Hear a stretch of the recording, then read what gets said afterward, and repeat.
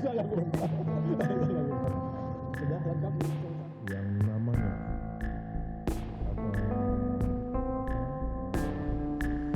terutama di Kementerian PUPR yang melaksanakan yang namanya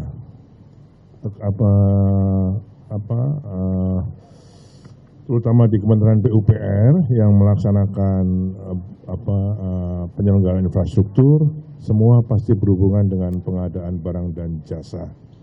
70% kalau menurut surveinya KPK, penyimpangan mulai dari perencanaan, pengadaan barang, bahkan sampai dengan pelaksanaan. Okay? Untuk itu pasti godaannya sangat besar.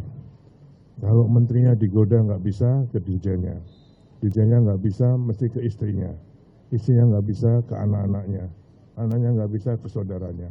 Jadi mereka pasti selalu akan menggoda, tinggal kami sebagai aparat penyelenggara inilah yang harus dipenuhi dengan integritas. Saya sangat terima kasih kepada KPK, ini bukan basa-basi, karena slogannya Kementerian PUPR, insan PUPR harus kuat, berani, dan berjiwa seni.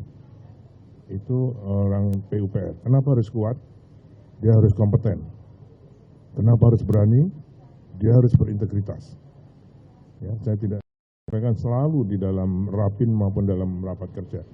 Kenapa dia harus berjiwa seni? Bukan karena saya senang seni, tapi memang kami harus berinovasi dan berimprovisasi. Desain pekerjaan di kertas selalu pasti ada inovasi dan improvisasinya di lapangan. Jadi paku integritas sangat relevan dengan Kementerian PUPR.